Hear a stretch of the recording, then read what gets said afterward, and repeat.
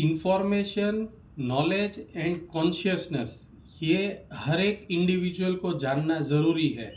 इससे खाली वो अपने कामों में सिद्धि नहीं ले सकता, लेकिन अपनी बीमारियों का भी इलाज वो खुद कर सकते हैं।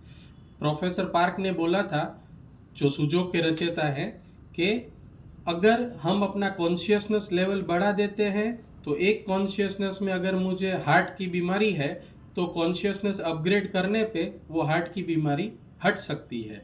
अब पहले तो हम समझे कॉन्शियसनेस, इंफॉर्मेशन एंड नॉलेज ये है क्या। आप कहीं से भी कुछ चीज़ सुनते हो, ज्ञान लेते हो, वो एक्चुअल में ज्ञान नहीं है, वो एक बार के लिए इंफॉर्मेशन होता है।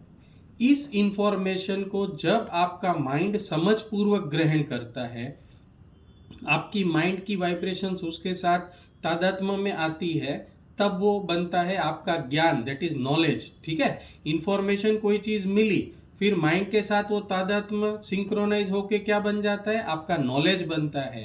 लेकिन इसी नॉलेज को, इसी समझ को जब प्रगाढ़ता से आप तादात्म्य में जुड़ते हो, जैसे आपकी ऊर्जाएं भी उसके साथ सम्मिलित हो जाती है, तब वो बन जाता है आपका कॉन्शियसनेस। ठीक है, जैसे कि छोटे बच्चे थे तो आप 1 रुपए की चॉकलेट के लिए लड़ते थे। ठीक है, अब आप मरने मारने के लिए तैयार हो जाते थे। अब वही चॉकलेट आप क्या सोचोगे, ठीक है भाई छोड़ दे।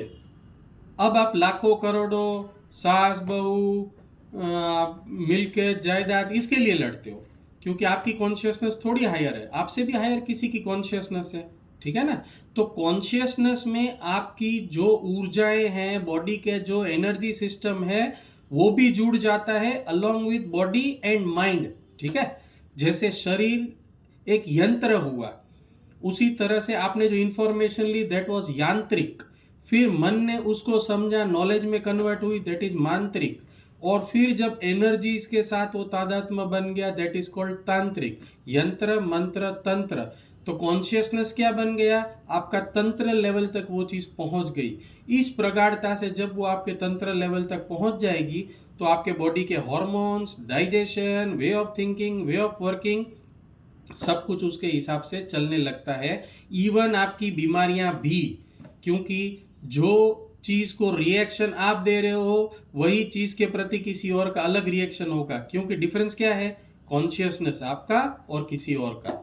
तो इसी तरह से आप अपने कॉन्शियसनेस का डेवलपमेंट करते हो और उस कॉन्शियसनेस के आधारित आपके डिजीजेस होते हैं। अब इस कॉन्शियसनेस को अपग्रेड करेंगे, कैसे करेंगे, वापस कोई इंफॉर्मेशन लो, समझपूर्वक लो, उसके ऊपर मेडिटेशन करो, अपनी ऊर्जाओं को साथ में लगाओ, तो वो कॉन्शियसनेस में कन्वर्ट हो जाएगा। अब आपकी साथ जो भी घटनाएं हो रही हैं, जो भी बीमारियां हो रही हैं और वो ठीक नहीं हो रही हैं, तो ये समझो कि कहीं ना कहीं आपके कॉन्शियसनेस में आपने उस चीज़ को एक्सेप्ट कर लिया है। ठीक है, तो अब हमारा काम क्या है कि इंफॉर्मेशन को लेंगे नहीं, जो इसका इलाज है उसके बारे में हम इंफॉर्मेशन लेंगे, फिर उसको समझेंगे अपनी माइंड की वाइब्रेशंस के साथ, और फिर उसके ऊपर मेडिटेशन करेंगे और अपनी ऊर्जाओं को भी उसके साथ वहन होने देंगे।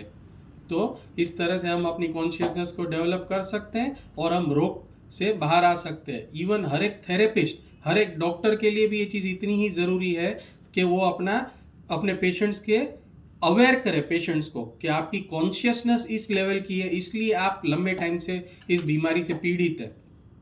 तो this was our short message. Thank you.